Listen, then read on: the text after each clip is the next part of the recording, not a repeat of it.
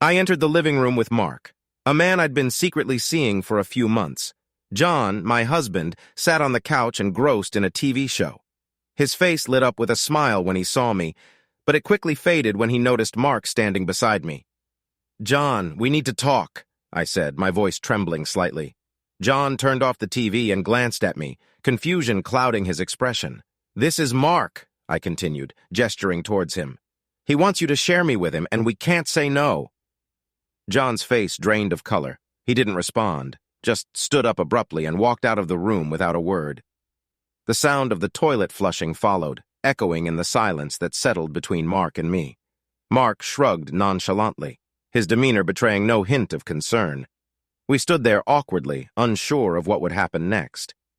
Minutes ticked by slowly, each one stretching the tension in the air. I glanced nervously at the closed door, waiting for John to return. What would he say? How would he react? I couldn't fathom the storm brewing in his mind. After what felt like an eternity, footsteps approached. John re-entered the room, his expression unreadable. In his hand he held something, a small silver keychain dangling from his fingers, catching the light. "What's that?" I asked hesitantly, my voice barely audible. John remained composed, his gaze steady. "This," he said calmly, "is the key to a new beginning." His words hung in the air, heavy with meaning I couldn't quite grasp. Mark shifted uneasily beside me, sensing the gravity of the moment. John continued, his voice steady but tinged with a quiet anger. "You bring another man into our home, into our marriage, and expect me to accept this?" I swallowed hard, feeling a knot of guilt and fear tightening in my chest. "John, You've made your choice," he interrupted sharply, cutting through my feeble attempt at explanation. "Now you'll both face the consequences." He turned and walked away, leaving Mark and me stunned and apprehensive about what lay ahead. John returned to the room, a small object tightly gripped in his hand. My heart sank as I recognized it. A familiar small box, the one where we kept our wedding rings.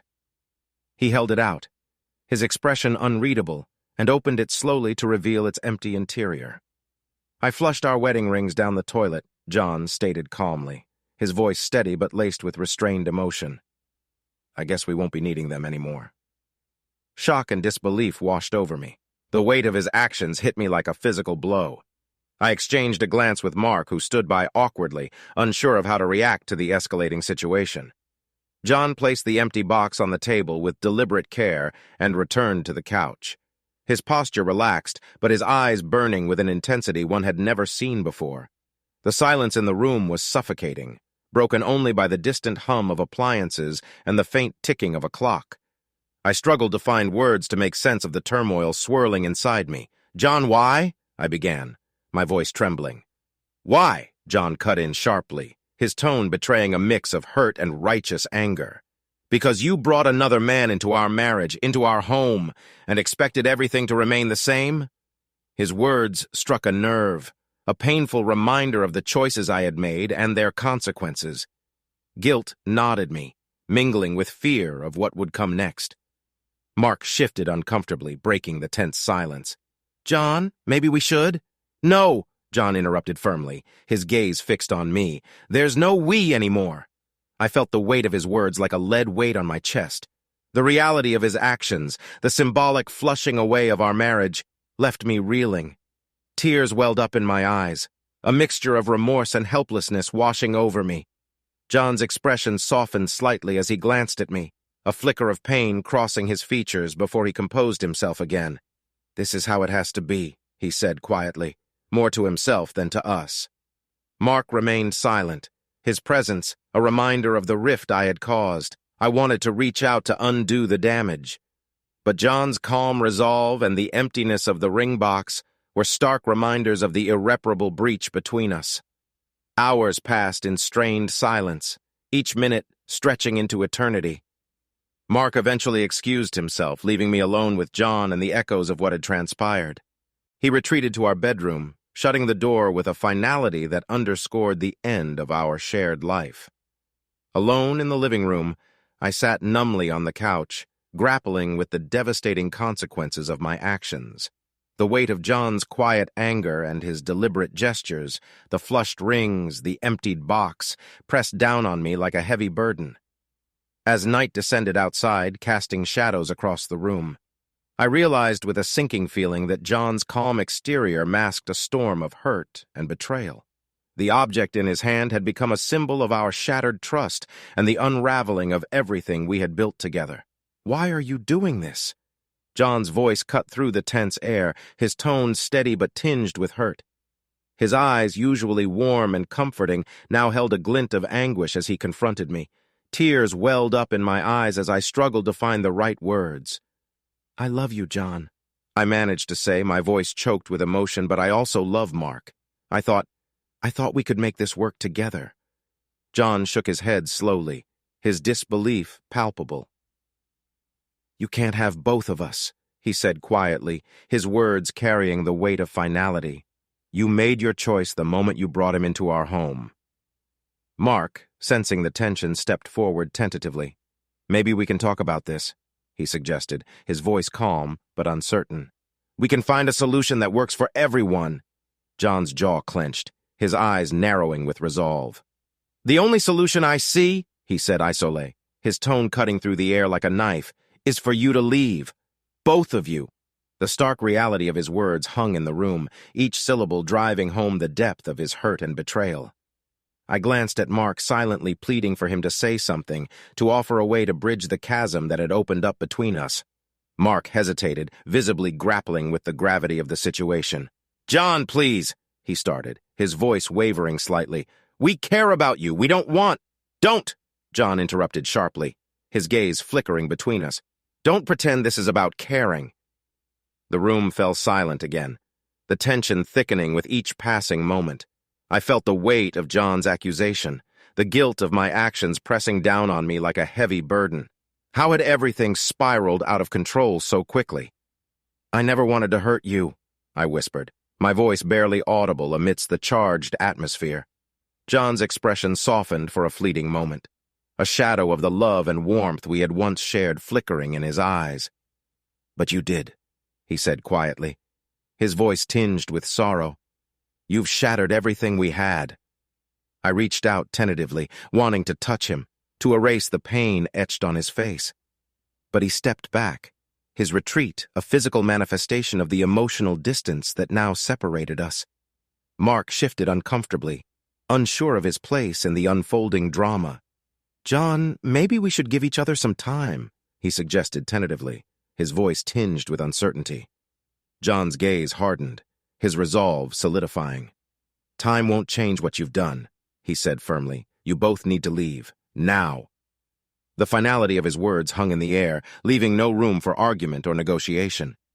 Mark looked at me, silently pleading for guidance, but I had none to give.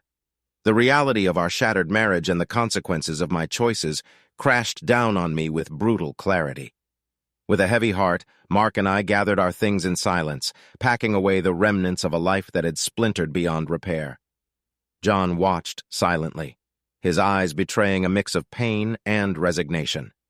As we walked out of the house, the weight of John's calm anger and the devastation of our broken vows pressed down on me with each step. The night air was cool against my skin, a stark contrast to the heat of emotions that raged within me. Behind us, the door closed with a finality that echoed the end of our shared dreams. I glanced back one last time, catching a glimpse of John standing in the doorway, his silhouette framed by the dim light of the hallway. In that moment, I knew that John's calm resolve and quiet anger would haunt me for the rest of my days. The confrontation had ended, but the consequences of my actions had only just begun to unfold.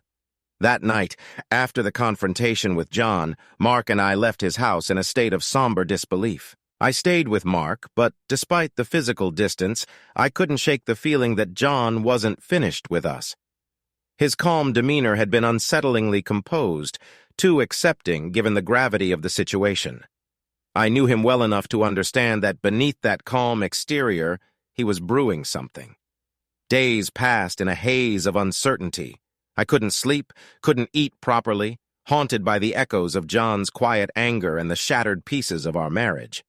Mark tried to reassure me, suggesting we move on, but I couldn't shake the feeling that John had a plan, a strategy to turn the tables on us. Then, one evening, a text message arrived on my phone. It was from John, a simple and chilling message that sent a shiver down my spine. "Come back home. We need to talk." Mark frowned when he saw the message over my shoulder. "You can't seriously be considering this," he said, his voice laced with concern. I hesitated, torn between fear and curiosity. "I need to know what he's planning," I replied, my voice barely above a whisper. Mark shook his head, his frustration evident. "He's not going to forgive this easily," he warned.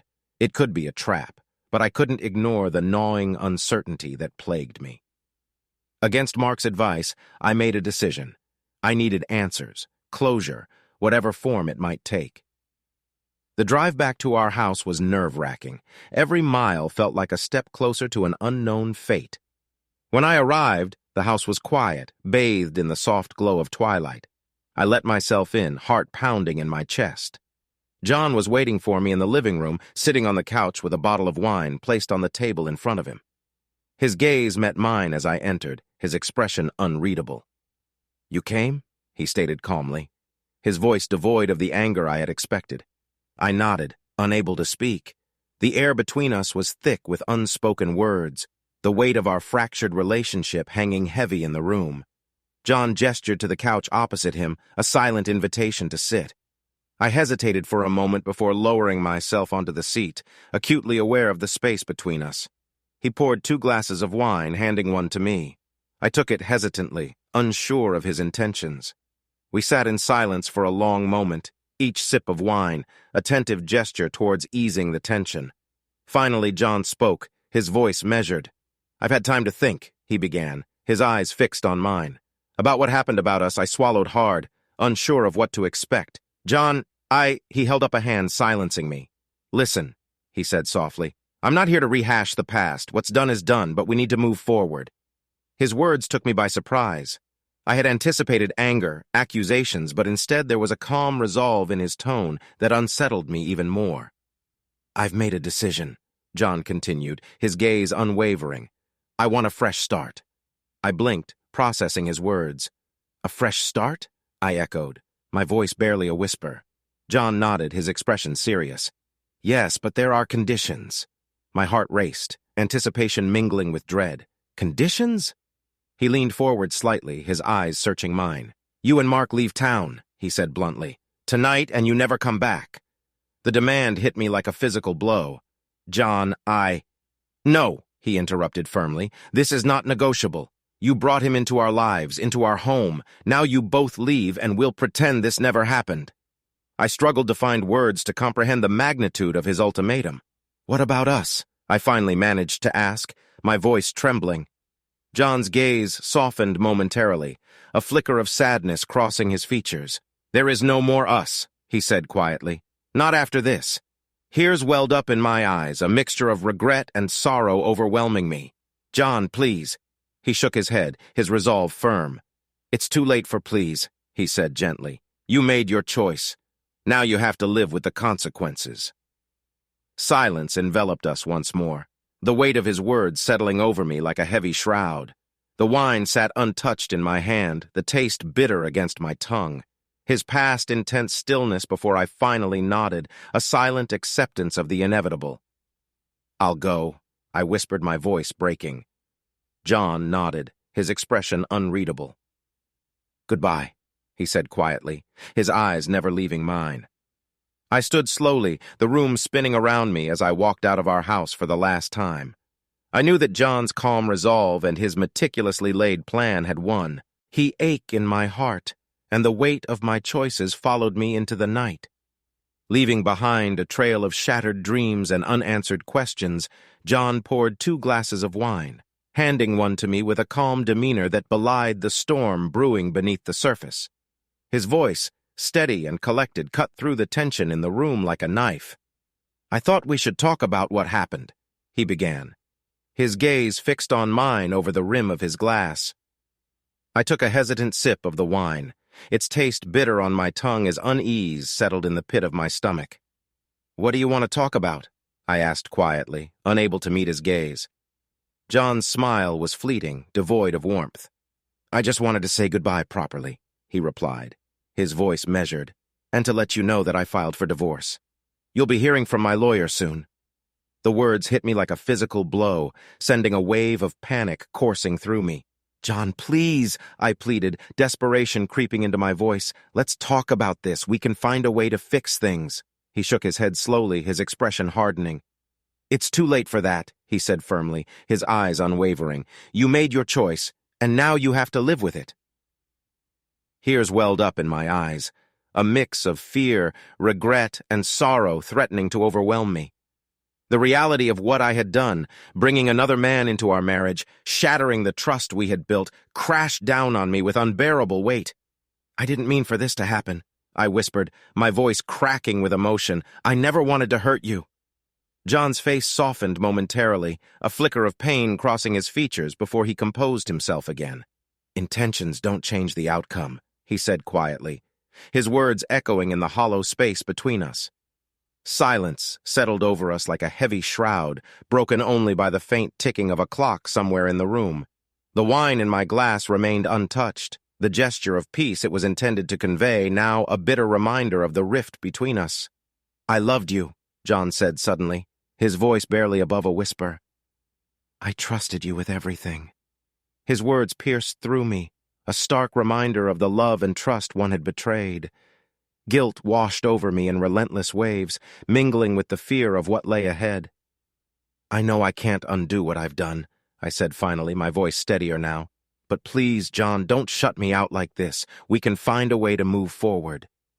He regarded me silently for a long moment, his gaze searching mine as if weighing his next words carefully. "There's nothing left to salvage," he said at last, his tone resigned. "You've crossed a line that can't be erased." The finality in his voice left me reeling, the truth of his words sinking in with painful clarity. I had shattered our marriage irreparably, and now I was facing the consequences. As the evening wore on, we spoke little, the weight of our unspoken words hanging heavy in the air, and I finally stood to leave. John remained seated, his gaze fixed on the empty glass in his hand. "I'm sorry," I whispered, my voice barely audible. John looked up then, his eyes meeting mine with a mix of sadness and resolve. "Goodbye," he said quietly, his voice tinged with a sorrow that mirrored my own. I turned away, the sound of his voice echoing in my ears as I walked out of our home. The night air was cool against my skin, a stark contrast to the turmoil raging within me. Behind me, the door closed with a soft click. Sealing the end of a chapter one had never imagined would come to such a bitter conclusion. Tears streamed down my cheeks as I drove away, leaving behind the shattered remains of a life I had once cherished. Leaving John's house that evening, a cold sense of foreboding settled over me like a heavy shroud. His unnerving calmness had left an indelible mark foreshadowing the tumultuous weeks that lay ahead. The following days blurred together in a haze of uncertainty and fear. John wasted no time in initiating divorce proceedings. His actions swift and methodical, the legal documents arrived like a death knell, each page a stark reminder of the shattered life I had wrought upon myself. "He's asking for full custody," my lawyer informed me grimly during our first meeting.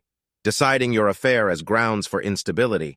I felt the ground shift beneath me. Full custody. The words echoed in my mind, a nightmare taking shape before my eyes.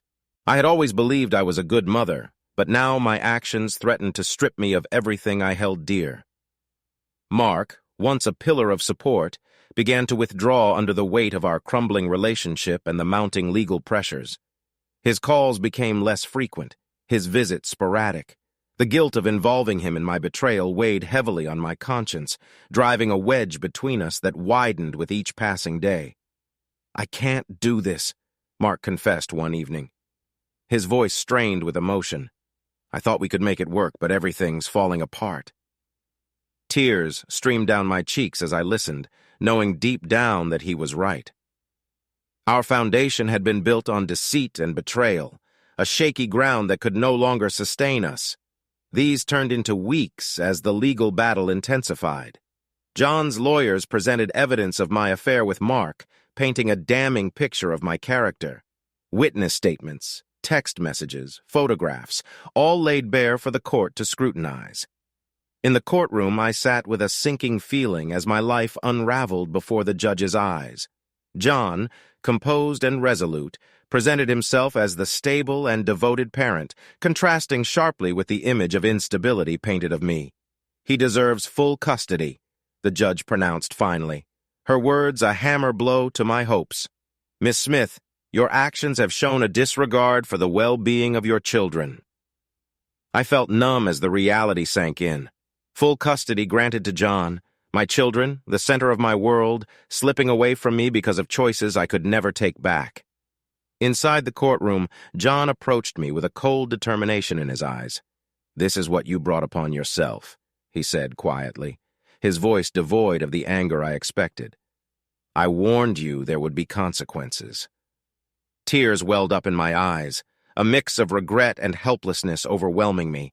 "John, please," I pleaded, grasping for words that could undo the damage. But he turned away without another glance, leaving me to confront the wreckage of my life alone. In the weeks that followed, I moved out of our home, stripped of custody rights, and left with supervised visitation hours. Every moment with my children felt like a cruel reminder of what I had lost. Their confused gaze is haunting me as they struggled to understand why Mommy couldn't be with them all the time.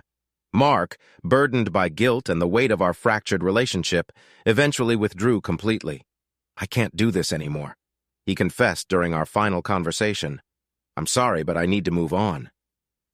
His departure left me utterly alone, grappling with the consequences of my actions in a world that had turned against me.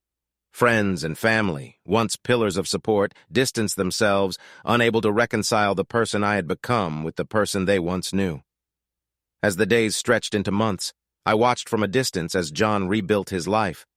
A life that no longer included me. He moved into a new home, filled with memories I was no longer a part of. Pictures on social media painted a picture of happiness and stability, a stark contrast to the turmoil that consumed my days and nights. His calm anger, the mask of composure he had worn throughout our ordeal, had concealed a ruthless determination to exact his revenge. And he had succeeded. I had lost everything, my marriage, my children, my dignity, all because of a betrayal that had spiraled out of control. In the solitude of my new reality, I began to confront the harsh truth. I had brought this nightmare upon myself. My choices, fueled by selfishness and recklessness, had led me down a path of devastation from which there was no return. As I stared at the empty rooms of my new apartment, haunted by memories of a life that once was, I knew that John's calm resolve had sealed my fate. The nightmare I now lived was the consequence of my betrayal, a punishment I could never escape.